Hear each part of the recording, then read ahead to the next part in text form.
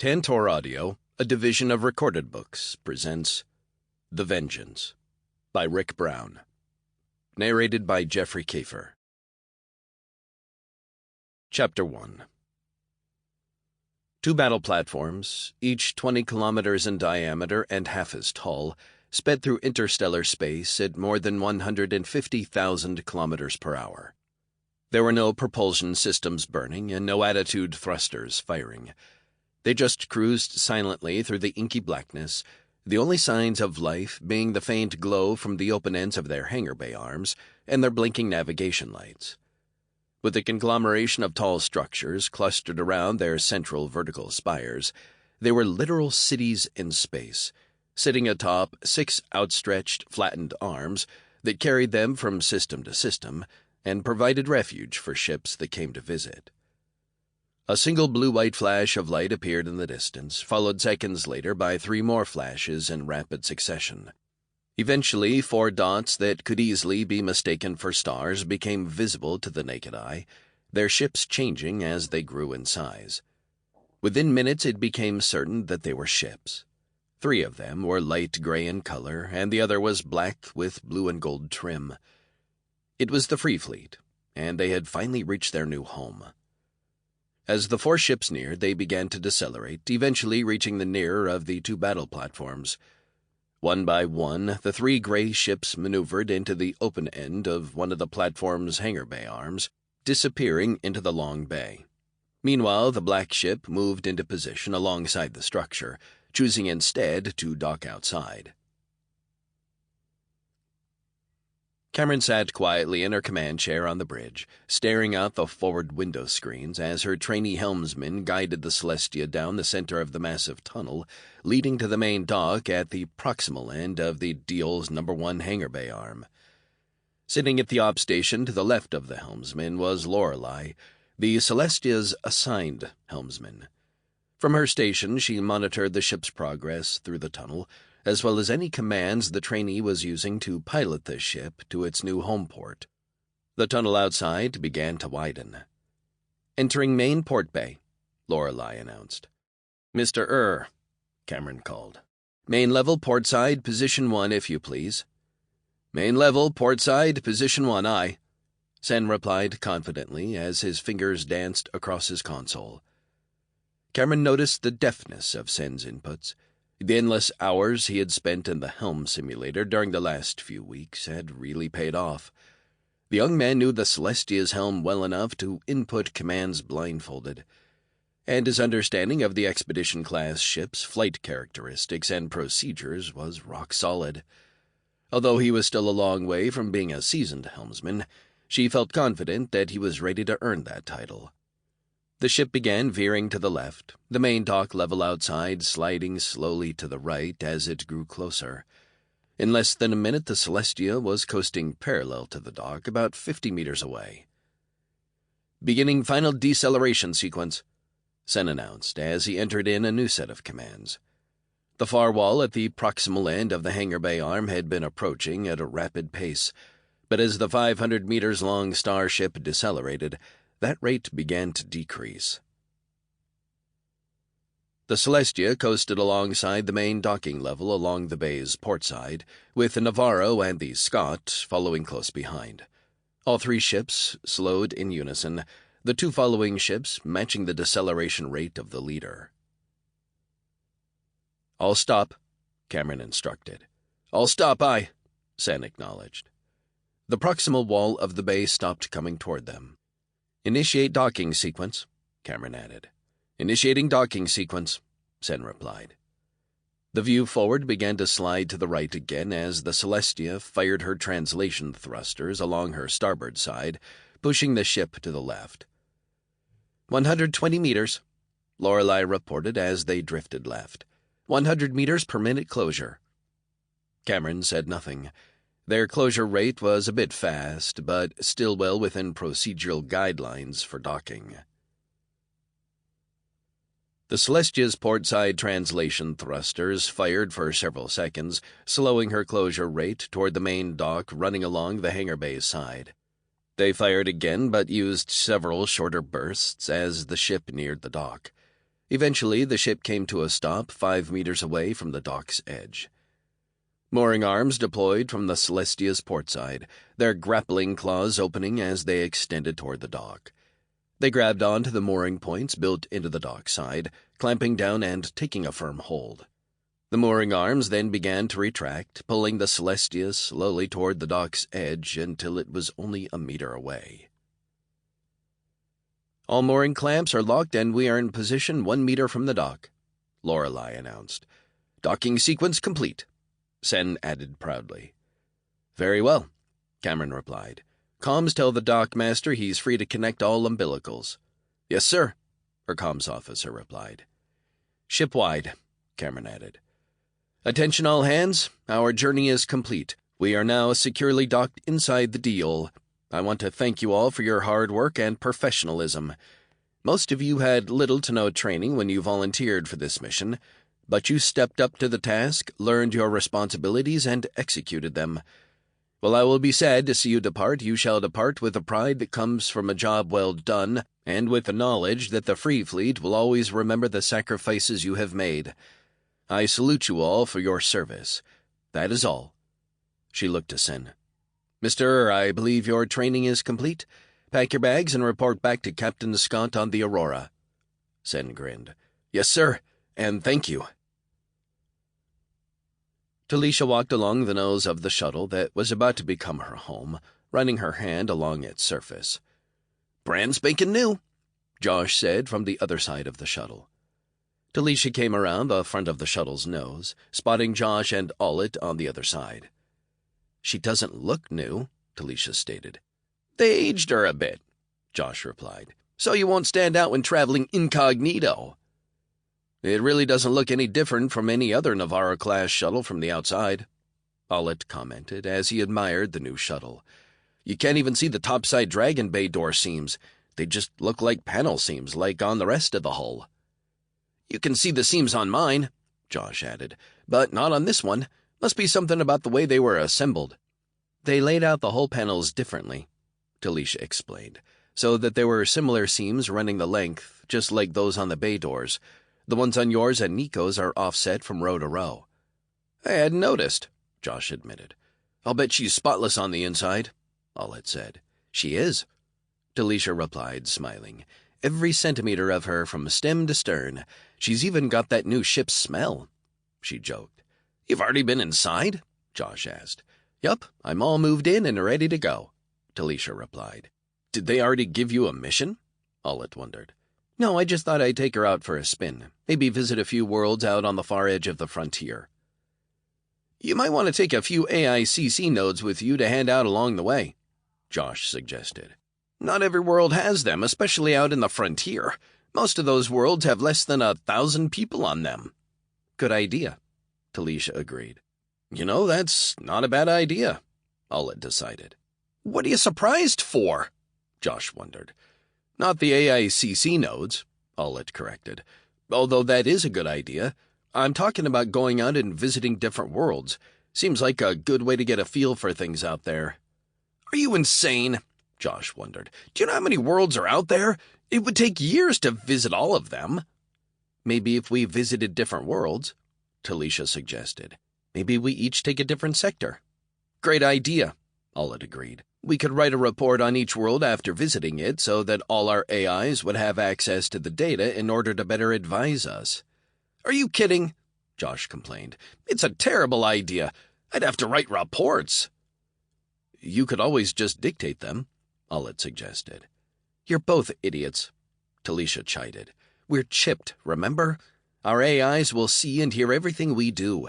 All that data will be added to their shared files. All we have to do is visit the worlds and take a look around." "Like tourists?" Josh surmised. "Pretty much." "I can handle that," Ollet said. "Hell yeah," Josh agreed. "I'm gonna get started as soon as I finish today's mission." "Where are you going?" Talisha asked. "I'm running Doc Barra over to check on that little boy's arm." "Isn't that something a regular shuttle pilot could do?" Ollet wondered. "And miss out on a chance to see the kid's hot mother?" Talisha teased. "I'm just going because the kid is scared of the doc, and he'll only let her look at him if I'm there," Josh defended. "Right," Ollet said. "Go for it, Josh," Talisha insisted. "Everyone needs a little romance in their lives to stay balanced." "I don't do romance," Josh insisted. "I just do sex." "I seem to remember someone named Kayla in your past," Talisha said. "I'm leaving now," Josh decided, turning and heading back inside. The last time Sen had reported for duty aboard the Aurora, he had not felt ready for the assignment. Flying a ship her size, with her capabilities, a ship designed to fight as well as rescue and render aid, was a very different task than flying cargo ships from port to port. He had known almost nothing about her other than what he had learned in the module on the Great War back in secondary school. This time he knew her procedures and performance profiles inside and out, had hundreds of hours in the helm sim, and nearly 100 hours of actual helm time.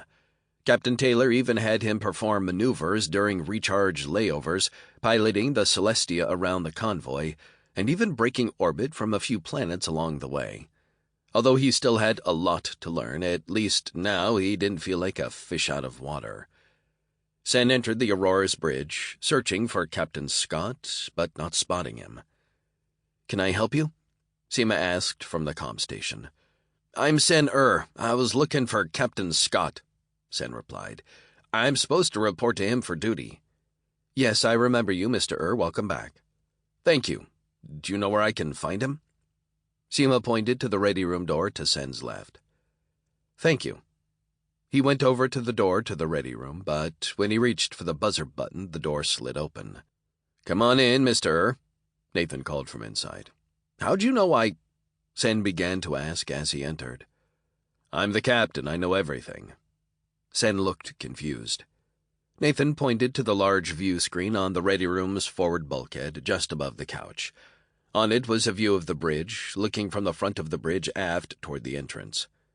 "Ah," Sen realized, seeing the view.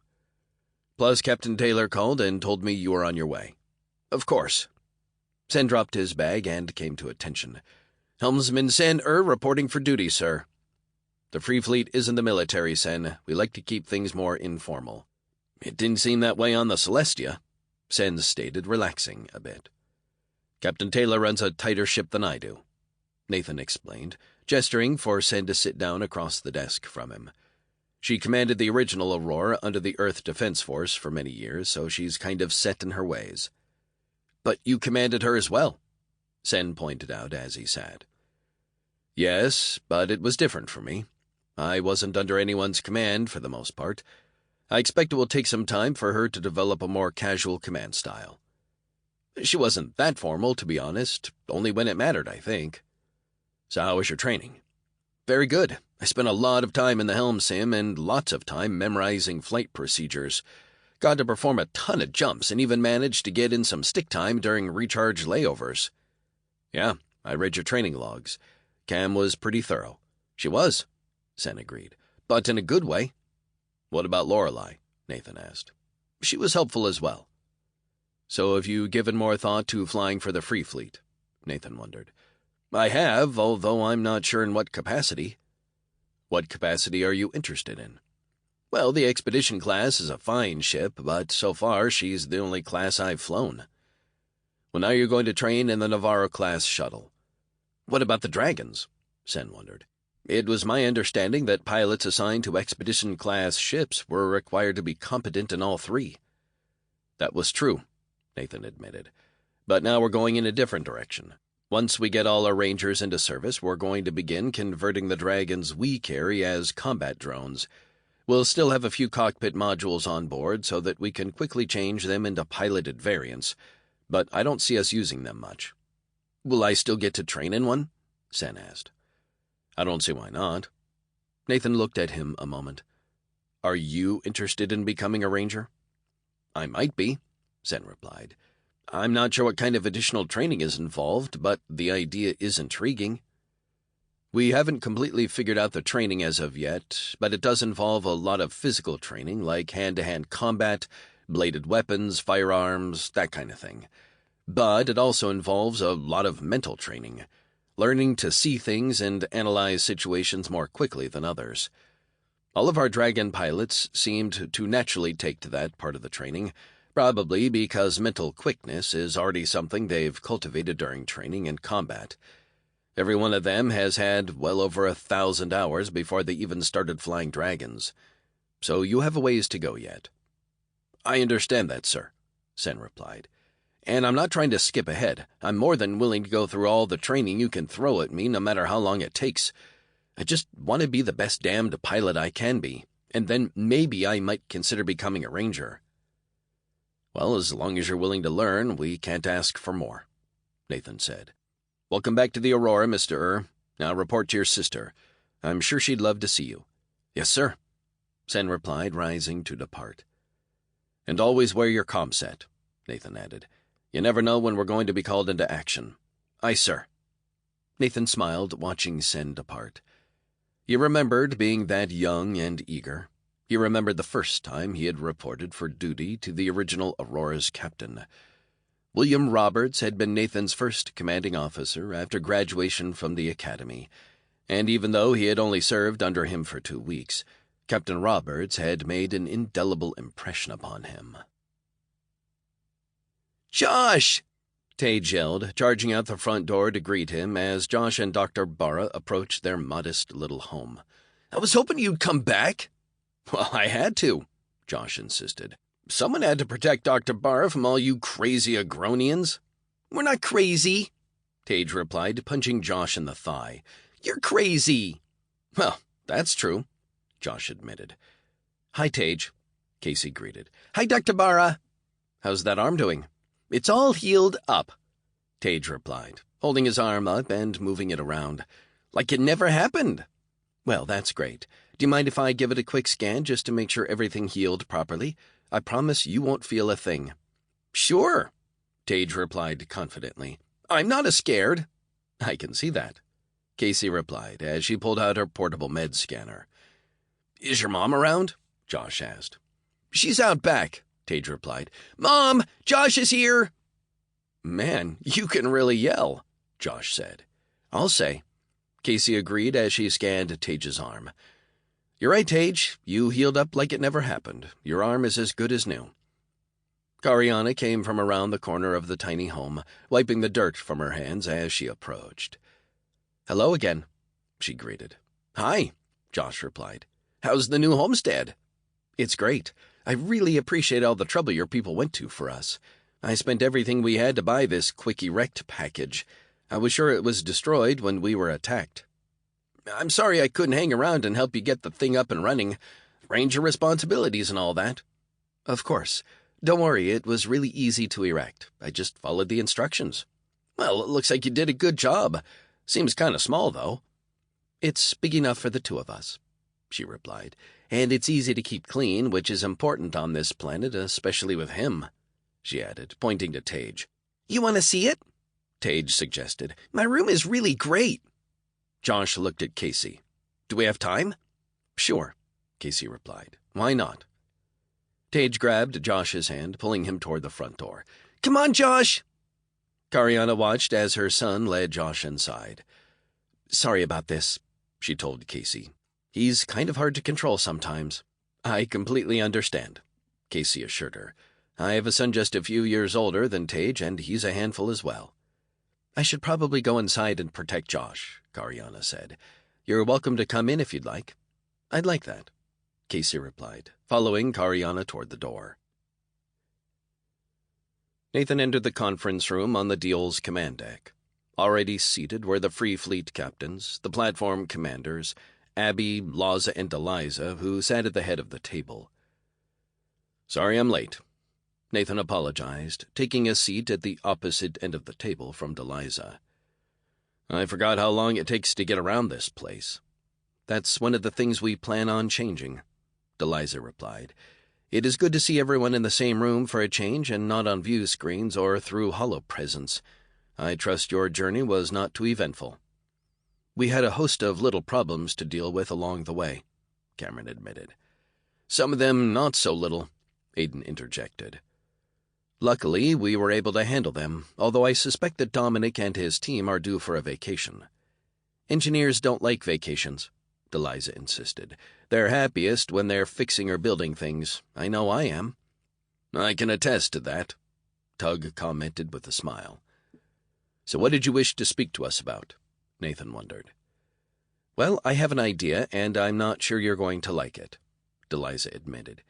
As you know, Laza has spent the last 2.5 months surveying both platforms, assessing their condition, and compiling a list of needed repairs. Unfortunately, her report raises some serious concerns. Deliza turned to Laza, offering her the floor. I managed to gain access to the master logs of both platforms, Laza began. Maintenance logs, inspections, personal logs, even the logs of every department head, including the Jung platform commanders. The Kamfui and the Deol were the last 2 battle platforms. Both had been on the far side of Jung space when the war began, so they were the last to join the war effort. Both sustained heavy damage over dozens of battles, but managed to avoid complete destruction. Why were they abandoned? Nathan asked. When the Jung realized that their only chance of survival was to leave the galaxy, they chose to leave them behind. But they could have carried thousands of refugees on each, Cameron said. Battle platforms are complex and expensive to operate. Considering the structural damage both platforms had suffered, the leadership caste opted to flee in what few newer ships they had left. Battle platforms are slow and cumbersome, with limited jump range. Their newer warships, and even their cargo ships, had much better performance, so they took what they deemed of use and left the platforms behind. I'm surprised they didn't destroy them, General Tellis stated. Even in non-operational condition, they'd still be considered a valuable asset by their enemy. Actually, they did rig their antimatter reactors to fail if boarded, probably in the hopes of taking out more Alliance ships in the process. They booby-trapped them? Aiden said. Yes, I believe that is the term, Laza confirmed. Unfortunately, both platforms ended up in a close orbit around a massive gas giant that would have obscured most sensors back then. It was random chance that they were found at all. But after several centuries, technology had advanced enough that detecting them through the radiation was simple enough for more advanced sensors, and detecting and disabling the booby traps was relatively easy, probably for the same reason. What does this have to do with their condition? Tug asked. The Kamfui and the Deol were in orbit in close formation, but for some reason the Kamfui's orbit decayed at a slightly faster rate than the Deol's. Eventually, the Deol ended up in the Kamfui's shadow, which helped protect it from the radiation emanating from the planet. Because of this, the Kamfui has suffered more radiation exposure than the Deol. But both ships are salvageable, right? Cameron surmised. Yes, Laza confirmed. But the Kamfui will need more work than the Deol, especially on her outer hull and external systems. Which brings me to the plan you're probably not going to like, Deliza stated. Everyone looked at Deliza, waiting for the bomb to drop. I believe we should scrap the Kamfui and use her to help restore and even expand the Deol, Deliza announced. You want to expand a 20-kilometer-wide platform? Nathan asked, shocked. A single platform has more than enough space, power, and capability to support the Free Fleet, the manufacturing facilities, and the trade business, Deliza explained. Using the Atlantis' AI, I've run every scenario possible. While it is possible to restore and even upgrade both platforms, doing so will cost more and take longer. Furthermore, in order to fund the project, it will depend on the success of the Galactic Trade Network business. If we scrap the Kamfui, pulling everything we can use from it, and then recycling what's left into raw materials to feed into our fabricators, we can not only restore the Deol, but we can upgrade many of its critical systems and even expand her facilities.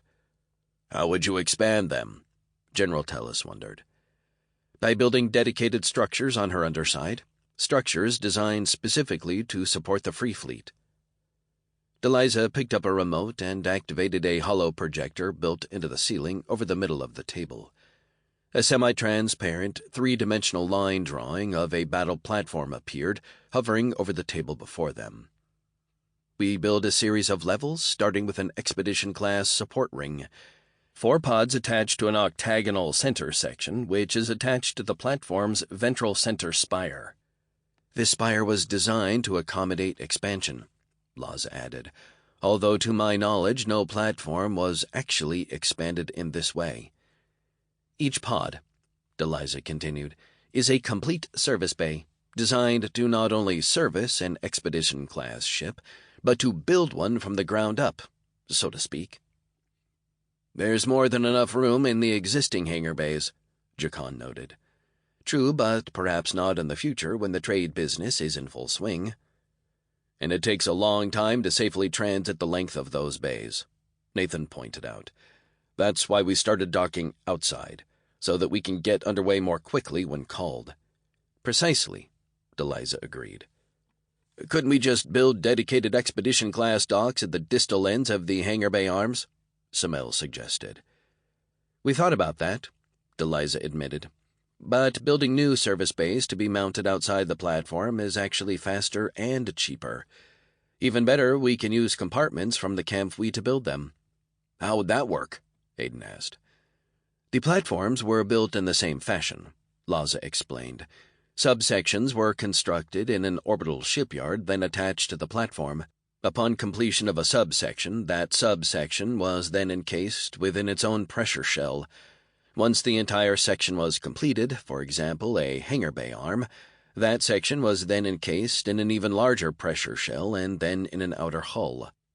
The entire platform was designed to be able to be partially disassembled and reassembled in order to facilitate repairs and future upgrades, Deliza added.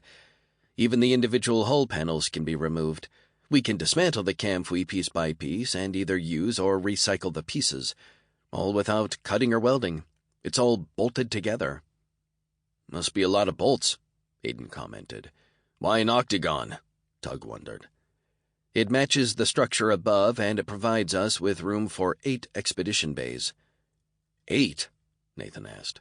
Eventually we will need to build additional expedition-class ships, Deliza stated. You don't think 4 is enough? Nathan replied. No, I do not, Deliza replied.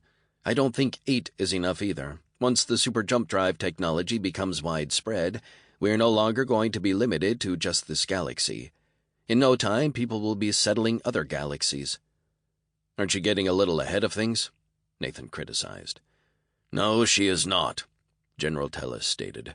Once such an expansion begins, we will not be able to build expedition-class ships fast enough to keep up with it, not unless we have the facilities in place to begin with. I would expect us to build 2 expedition-class levels, each of them with 8 bays, for a total of 16. Assuming that most ships would be out and about the majority of the time, 16 bays could easily support 2 to 3 times the number of ships. Imagine that, Nathan said. 48 expedition-class ships. At the height of the war, the Alliance had 200 of them, Deliza replied. The expedition class were designed to be built on the surface, Cameron pointed out. Only because at the time there was no spaceport large enough to accommodate the project, Deliza countered. When the war started, the Alliance immediately built several orbital shipyards, each in a different system. So you want to build 2 levels, each with 8 bays, Tug concluded. Actually, I'm suggesting we build 1 level with 4 bays. Then we add a smaller level below, designed to support Navarro-class shuttle operations and service, and then another, even smaller bay below that for Dragons. I thought you wanted 2 expedition-class levels, Aiden commented. Each level would be designed to be easily disconnected and reconfigured as needed, Deliza explained. What about all the support facilities required? Cameron asked. There's going to be a lot of people working in those spaces. We intend to make them entirely automated, just like the bays in the Dragon Lair shuttles, Deliza replied. There'll be basic accommodations for human workers, of course, but no residential-type spaces. We have more than enough space in the dorsal spire for that, and the Free Fleet levels below would be tied to the rest of the platform via its high-speed transit system. Once we get it working again, Samel commented. It seems awfully ambitious, Abby stated, but it does make sense, both logistically and financially, Deliza added. And in this way we can create the Free Fleet sections in months instead of years. We can have the first expedition-class bay ready to service the Celestia in 2 months. Won't that add 2 months to return her to service? Cameron asked. It would reduce it from 6 months to 4, and that's in... Sample complete. Ready to continue?